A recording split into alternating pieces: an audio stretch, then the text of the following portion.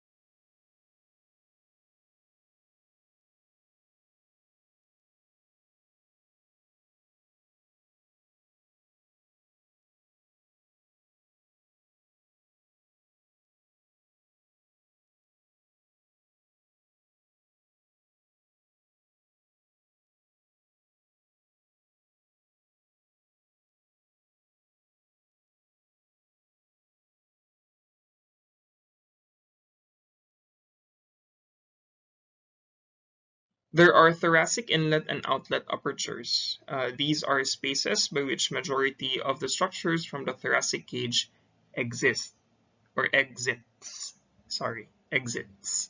So a thoracic inlet is located at the top part of the thoracic cage and is bounded by the first thoracic vertebra found here, okay, the first rib around it, and the manubrium of the sternum.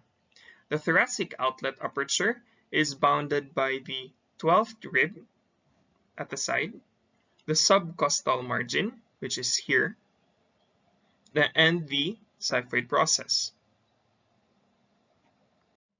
Now, you may encounter in some books, especially in SNEL, that would say that this is actually the thoracic outlet and is located at the top of the rib cage. But this term is usually used clinically. So a condition called thoracic outlet syndrome or TOS, which occurs when blood vessels or nerves in the space between your collarbone here or your clavicle and your first rib are compressed. So mostly due to car accidents or sports injuries or even during pregnancy. This can cause pain in your shoulder and neck and numbness in your fingers. Ambot bitaw, I think the medical community is weird sometimes. Probably the doctor was on meth when he or she decided to name these apertures to add some fun. So, for the purpose of this lecture, since your reference is Snell, we will adapt Snell. So, effort or kaya kong slides, no? So, 1 week me in the making, guys. Give some credit. So, the thoracic wall is covered on the outside by the skin and by muscles attaching the shoulder girdle to the trunk. Okay, so the cavity of the thorax can be divided into a median partition called the mediastinum. Lateral to the mediastinum is the pleurae and the lungs. The mediastinum is the space between the lungs inside the chest cavity, which can hold the heart and other great vessels, esophagus, and phrenic nerve, which originates from the vagus nerve to innervate the diaphragm. You also have the cardiac nerves, the thymus, the lymph nodes of the central chest, and the thoracic duct. So, para sa ganito ni hala. So, balik sa introduction kung nalimot ha. Sige. Okay, so the mediastinum has several subdivisions. The purpose of knowing this is actually, wala lang, ganahan lang ko palisod-lisodan in yung life. But on a more serious note, it actually has importance. So the structures are, you have the superior and inferior mediastinum. And the inferior mediastinum is further divided into three structures. You have the anterior here, you have the middle mediastinum, and the inferior mediastinum. Or sorry, the posterior mediastinum. So, Doc, nganong gi-divide ang inferior mediastinum?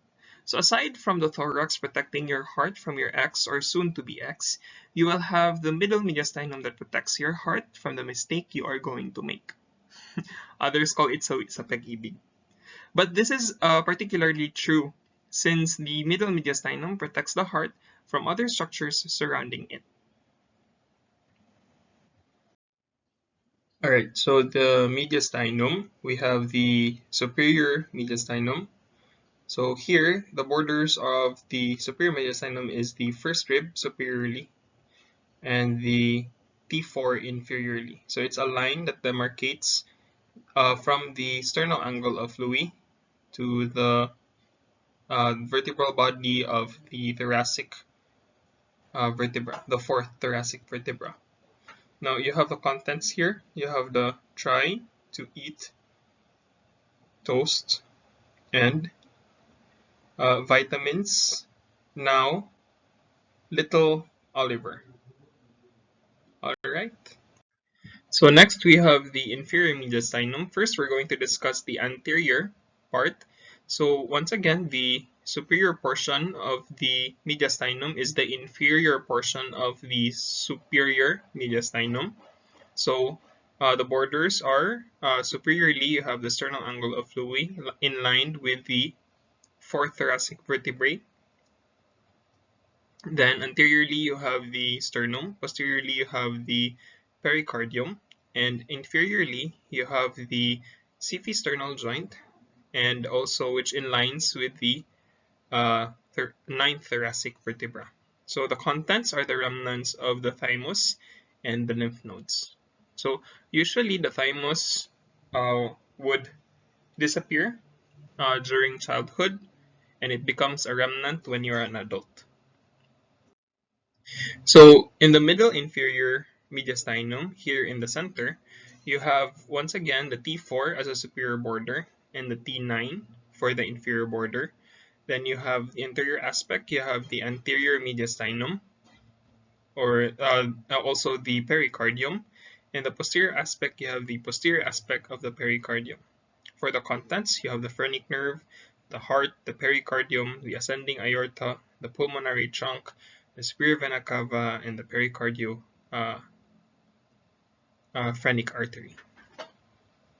Right. So lastly, we have the most posterior part, the posterior inferior mediastinum. Once again, you have the same borders. You have the T4 to T12, T4 to T12 here. You have the posterior aspect of the pericardium as the anterior border, and the posterior border would be the spine of the vertebra, as you can see here.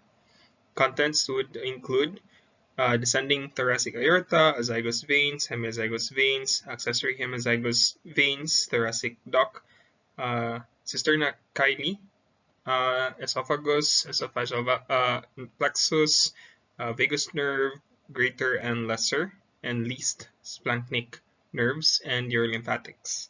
So you will learn more about these structures later on as we go through the lectures. Alright, so the lungs are covered by a thin membrane called the visceral pleura, which passes from each lung at its root, example where the main air passages and blood vessels enter, to the inner surface of the chest wall, where it is called the parietal pleura. So here, okay. So in this manner, two membranous sacs called the pleural cavities are formed, one on each side of the thorax. So one here and one here. Okay, so between the lungs and the thoracic walls. Alright, so the sternum lies in the midline of the anterior chest wall here, and it is a flat bone that can be divided into three parts. You have the manubrium, sterni, the body of the sternum, and the xiphoid process. So let's discuss the first part. This is the manubrium, and it is at the upper part of the sternum here. It articulates with the body of the sternum here at the manubriosternal joint. And it also articulates with the clavicle at the first costal cartilage and the upper part of the second costal cartilages on each side. So it lies opposite to the third and the fourth thoracic vertebra, as you can see here. So the body of the sternum articulates above with the manubrium at the manubriosternal joint here, and below at the xiphoid process with the xiphisternal joint, this one. Okay, on each side it articulates with the second to the seventh costal cartilages. The xiphoid process is a thin plate of cartilage that becomes ossified at its proximal end during the adult life. No ribs or costal cartilages are attached to this. So the sternal angle of Louis, formed by the articulation of the manubrium with the body of the sternum, can be recognized by the presence of a transverse ridge on the anterior aspect of the sternum. So this transverse ridge lies at the level of the second costal cartilage and the point from which all the costal cartilages and ribs are counted. So the sternal angle lies opposite to the intervertebral disc between the fourth and the fifth thoracic vertebra. Alright, and so the xiphisternal joint lies opposite to the body of the ninth vertebra. Alright, so as you can see, you have here also when we go back to the manubrium, the mediastinum, you can see here that this is the superior aspect of the mediastinum, and this is the inferior aspect of the mediastinum. You have here the anterior inferior mediastinum, the middle inferior mediastinum, and the inferior posterior mediastinum. So you can see here that these structures are the ones that delineates those spaces. All right.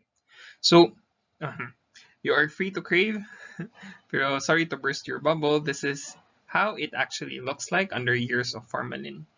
Yes, ribs na guys. Murag tapa no, or pure foods nga corned beef nga small strands.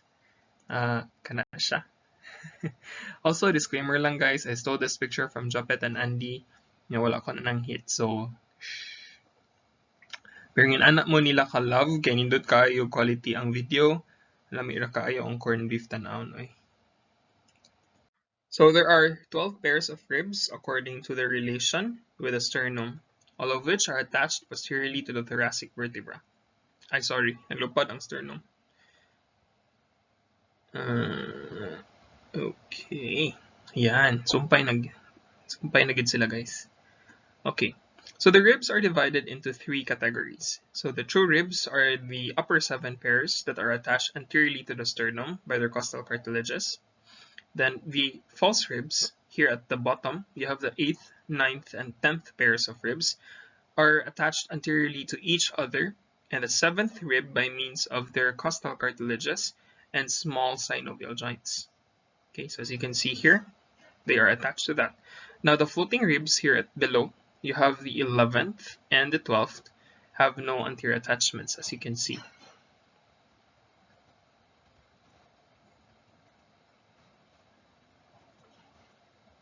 So then you have 2 types of ribs according to features. One that is a typical, yung okay lang, normal, average looking. And you have the atypical, kanang maka-stretch sa brief o makabugto o panty. Ay, joke, sorry. Layo na kaayo na. Innocent ko, guys, ha? Okay, so we've discussed the first 2 categories. Here you have the features, katang typical and atypical, recently. And the other one is the according to the relationship with the sternum. So if it's a true, a false, or a floating rib. Okay, and lastly, but there's actually a last category, and that's according to articulation, but this isn't actually important. So Doc, what's the use of the slide? Actually, wala na siya use di ay. Wait, summary na lang. Yun, nakalusot. Alright, so we discussed the parts of a typical rib. Okay, typical. This is an example of a 3rd to the 9th rib. Okay, so a typical rib is a long, twisted, flat bone having a rounded, smooth superior border. So this one here, and a sharp, thin inferior border. If you take a look at it, it looks like a curved knife, like this one, and often called a bill hook. This is actually a bill hook in other countries, usually used in gardening. But as you can see, just like the bill hook, the superior portion is rounded and smooth, while the inferior portion is sharp. So this one. All right. So the inferior border overhangs and forms the costal groove, which accommodates the intercostal vessels and the nerve. And the anterior ends at each rib, which is here, is attached to the corresponding costal cartilage and then attached to the sternum. All right. So a rib has a head here, a neck, a tubercle, a shaft, and the angle. So the head has 2 facets for articulation with the numerically corresponding vertebral body here and that of the vertebra immediately above it. So the neck is constricted portion situated between the head and the tubercle here. And the tubercle is a prominence on the outer surface of the rib at the junction of the neck with the shaft. And it has 2 facets for articulation with a transverse process of the numerically corresponding vertebra. The shaft is thin and flattened and twisted on its long axis. Its inferior border has, once again, the costal groove, and the angle is where the shaft of the rib bends sharply forward. So here the angle is this one. So this is the most awaited atypical rib. So, Dok, gamay man. Judgmental lagi mo, no? Grower lang ni siya, oy. Money before, yeah, kanina after. Kamu ba? Innocent lagi ko. So, anyways, the first rib is important clinically because of its close relationship to the lower nerves of the brachial plexus and the main vessels to the arm, namely the subclavian artery. That's why you have the grooves here, and the veins. No, so this is small and flattened from above downward, and the scalenus anterior muscle is attached to its upper surface and inner border.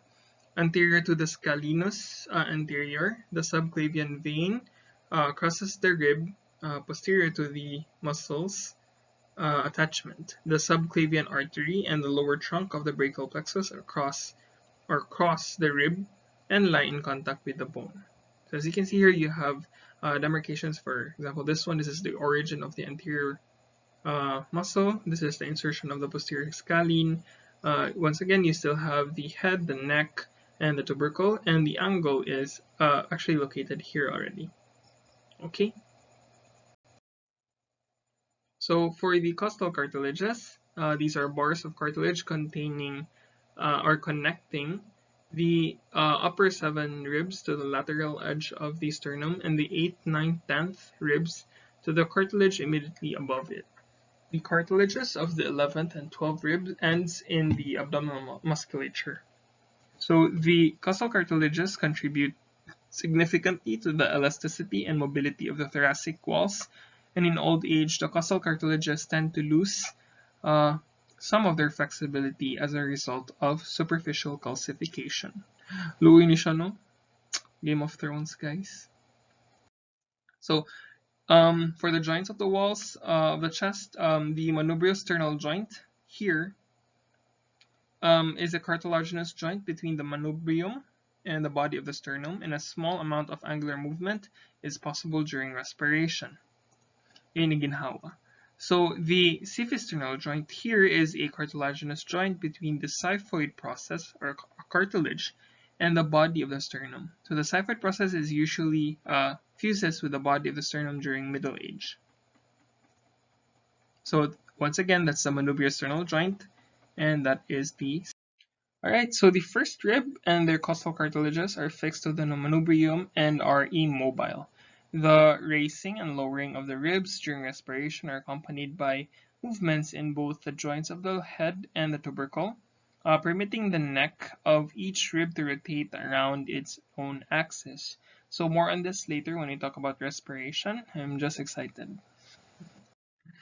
Alright, so we have the spaces between the ribs containing the 3 muscles of respiration. So we have here the external intercostals. This one, right? You have the internal intercostals, and you have the innermost intercostal muscles. We will mention muscles in great detail later. So the innermost intercostal muscles is lined internally by the endothoracic fascia here, and then which is lined internally by the parietal pleura. The intercostal nerves and the blood vessels between the intermediate and deepest layers of the muscles, they are arranged in the following order, above downward. So you have the intercostal vein, artery, and the intercostal nerve. So that's van, V-A-N, van. So it goes down, okay? This is actually, oh, I forgot about this joke. This was actually for the muscles. Anyways, for the intercostal arteries, try to see the schematic diagram I made. So each intercostal space contains a large single posterior intercostal artery and 2 small anterior intercostal arteries.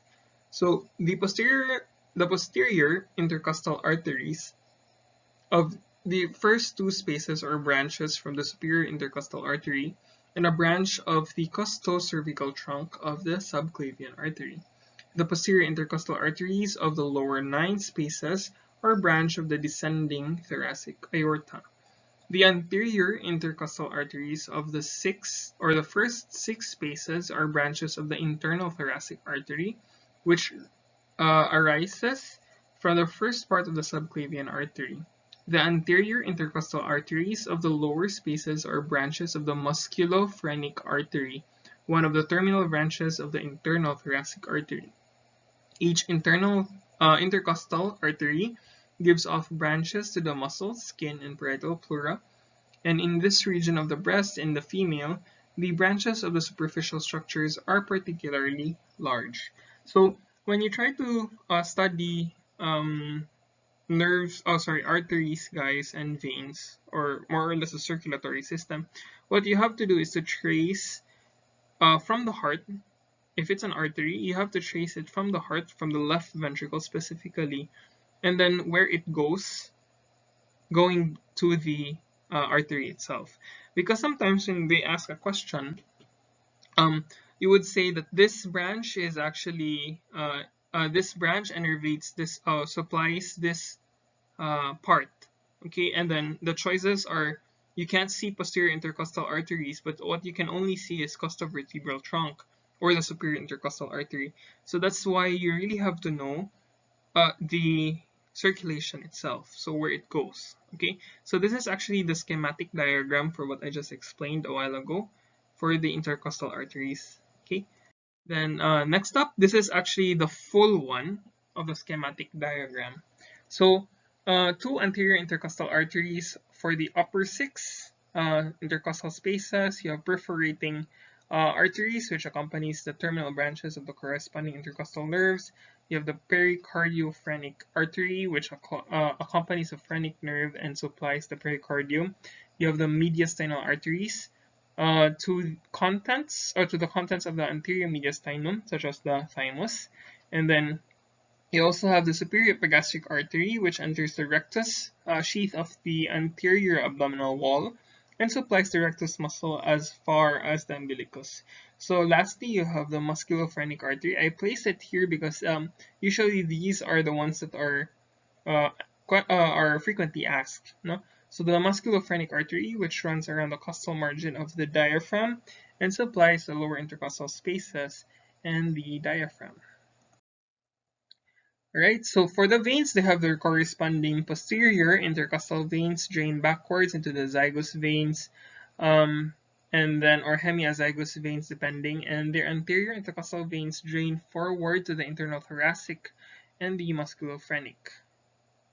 Okay, and then going to from the mediastinal, the hemiazygous and the left brachiocephalic vein, they go into the superior vena cava and the right atrium. This is for the oxygenated blood. So the intercostal nerves are the somatic nerves that arise from the anterior division of the thoracic spinal nerves from T1 or first thoracic vertebra to the 11th thoracic vertebra. So these nerves, in the addition to supplying the thoracic wall, also serves the pleura and the peritoneum. So the intercostal nerves are distributed chiefly to the thoracic pleurae and abdominal peritoneum, and differs from the anterior rami of the other spinal nerves in that each pursues an independent course within plexus formation. For short, gubotsia, just like your hair down there. Ay, sorry. Nabitaw uban sad mag-wax no, so di gyapon siya applied. Pero to make things clear, arrange siya kay naa siya costal cartilages nga agian, pero gubot siya because it doesn't follow a schematic like the other nerves, especially the very famous brachial plexus, where it is a bundle of nerve that serves to innervate the upper extremity. So in this case, gubot gyapon siya. So rami communications connect the intercostal nerves to a ganglion of the sympathetic trunk, and the gray ramus joins the nerve medial at the point at which the white ramus leaves it. The collateral branch runs forward inferiorly to the main nerve on the upper border of the rib below. So the lateral cutaneous branch reaches the skin on the side of the chest, and it divides into an anterior and posterior branch. So if you can hear the word cutaneous branch, that's usually referring to the skin, like this one. Okay, lateral cutaneous branch, and you also have, for the arteries, you also have the lateral cutaneous branch. So it just innervates the skin. So the anterior, where is that? Here, anterior cutaneous branch, which is the terminal portion of the main trunk, reaches the skin near the midline. So it divides into the medial and lateral branch, and muscular branches run into the intercostal muscles, and pleural sensory branches go to the parietal pleura, and the peritoneal sensory branches, which are the 7th to 11th intercostal nerves, run to the parietal peritoneum into the abdominal wall. The endothoracic fascia is a thin layer of loose connective tissue that separates the parietal pleura from the thoracic wall. The suprapleural membrane is a thickening of the fascia. So we already mentioned the thoracic outlet a while ago, and on either side of these structures, the outlet is closed by a dense fascial layer called the suprapleural membrane. So this tent-shaped fibrous sheath is actually attached lateral to the medial border of the first rib and the costal cartilages. And it is also attached to its apex to the tip of the transverse process of the seventh cervical vertebra here. So, and medially the fascia is investing in the structures passing from the thorax into the neck, and it protects the underlying cervical pleura and resists the changes in intrathoracic pressure occurring during respiration or respiratory movements. So here we go. Now we talk about the muscles. Uh, Cute man ta si SpongeBob nga no, intimidating man kaayo si nagamit na gid nako siya no. So anyways, here are the deep muscles of the thoracic cage. Meet the Iona tables. So these will become your best friend in gross anatomy. Iona is actually insertion, origin, nerve supply, and your action. And sadly, this does not include blood supply or blood vessels, and you will need to memorize them as well. Sayonara, guys. Okay, so let's go first with the external intercostal muscles. So you have here an external intercostals. Once again, the origin is from the inferior border of the rib. So this is the, imagine that this is the vertebral bodies. These are the, this is the sternum, and these are the muscles. These are the rib cages, or the ribs. Alright, so it comes from the inferior border of the rib and then goes directly to the inferior border of the rib below. The nerve supply is an internal intercostal nerves, and remember that fibers pass downward and forward. So when muscle moves from the inferior border to the from the insertion to origin, all right. So when this moves, it goes up because of the fibers orientation. All right. So for the internal intercostal muscles, so these are fibers that pass downward and backward. Okay. So once again, from the inferior border of the ribs to the superior border of the rib, but because of the fibers, it will pull the rib downwards. Okay. So that's why the action is last rib fixed by abdominal muscles. They lower the ribs during expiration. And lastly, we have the innermost intercostal muscles, which is an incomplete layer, and it's just adjacent to the ribs. It just assists in the external and internal intercostal muscles. All right. So the diaphragm is the most important muscle of respiration. It is the dome-shaped and consists of a peripheral muscular part which arises from the margins of the thoracic opening and a centrally placed tendon here above, this one and this one here. So the origin of the diaphragm can be divided into three parts. Origin, okay? So you have the sternal part here actually, but you cannot see it, but here this is actually the sternal part. From the posterior surface of the xiphoid process, a costal part here arising from the deep surfaces of the lower six ribs and their costal cartilages, and the vertebral part here, this one here, arising by vertical columns or crura from the arcuate ligaments.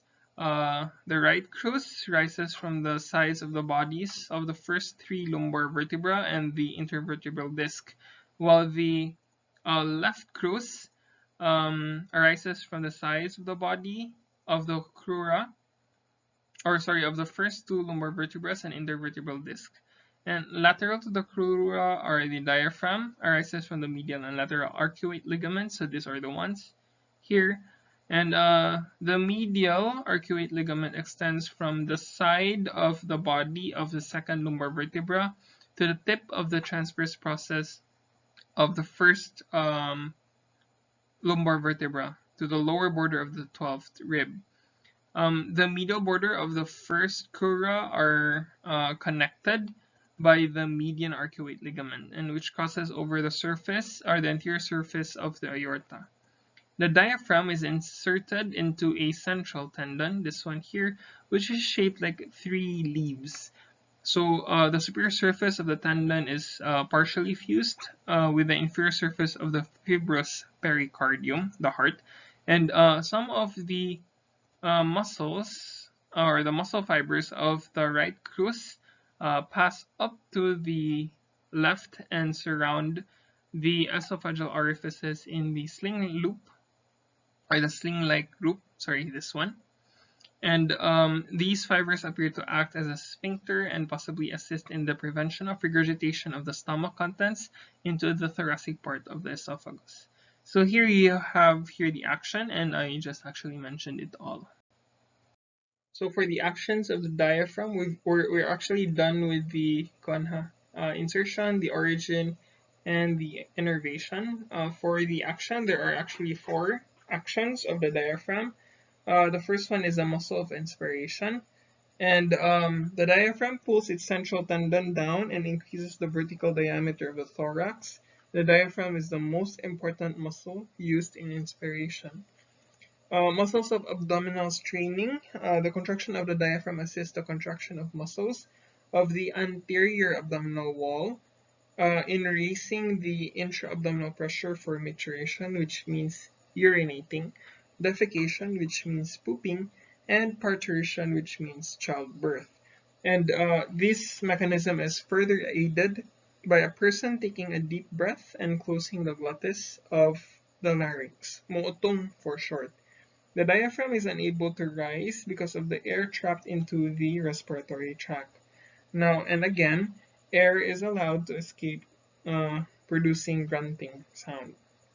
So the next one is weightlifting muscles. So in a person taking a deep breath and holding it, fixing the diaphragm assists the muscles of the anterior abdominal wall in raising the intra-abdominal pressure to such an extent that it helps support the vertebral column and prevent flexion.